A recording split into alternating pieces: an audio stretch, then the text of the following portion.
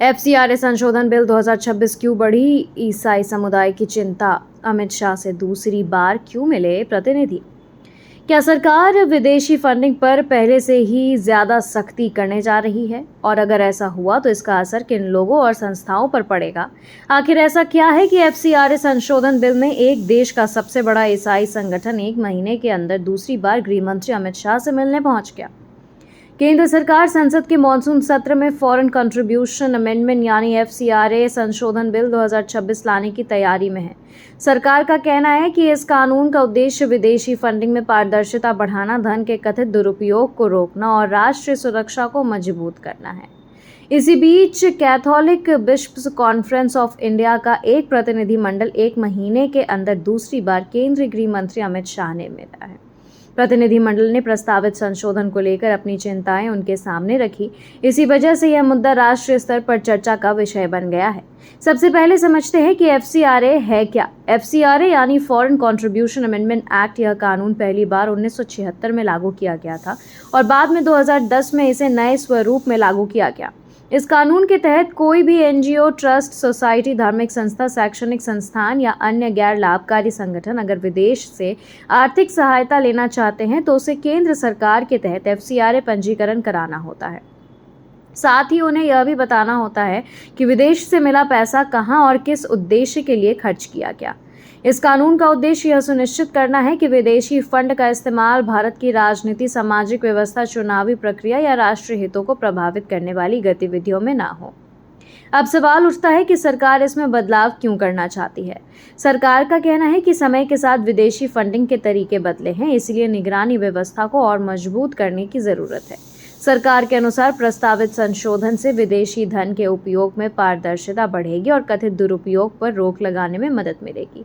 हालांकि अभी तक प्रस्तावित संशोधन की पूरी आधिकारिक रूपरेखा सार्वजनिक नहीं की गई है, इसलिए अंतिम प्रावधान संसद में विधेयक पेश होने के बाद ही स्पष्ट होंगे।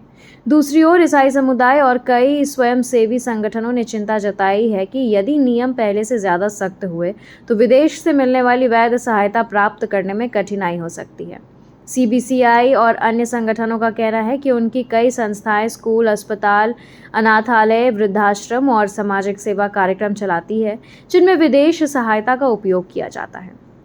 उनका मानना है कि यदि प्रक्रियाएं अधिक जटिल हो गई तो इन सेवाओं पर असर पड़ सकता है। सरकार लगातार कह रही है कि एफसीआरए का उद्देश्य किसी धर्म, समुदाय या वैध संस्था को निशाना बनाना नहीं है।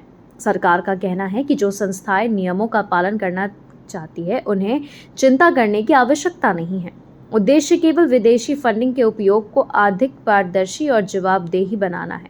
यह मुद्दा इसलिए महत्वपूर्ण है क्योंकि भारत में हजारों एनजीओज और सामाजिक संस्थाएं शिक्षा, स्वास्थ्य, महिला सशक्तिकरण, आपदा राहत, ग्रामीण विकास और सामाजिक कल्याण के क्षेत्रों में काम करती है।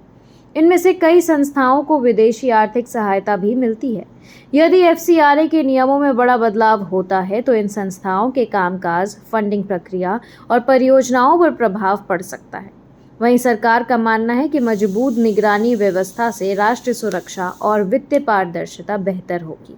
यानी यह मामला केवल विदेशी फंडिंग का नहीं बल्कि सामाजिक संस्थाओं के संचालन और नियामक व्यवस्थाओं दोनों से जुड़ा हुआ है। अब सबकी नज़र संसद के मॉनसून सत्र पर रहेगी।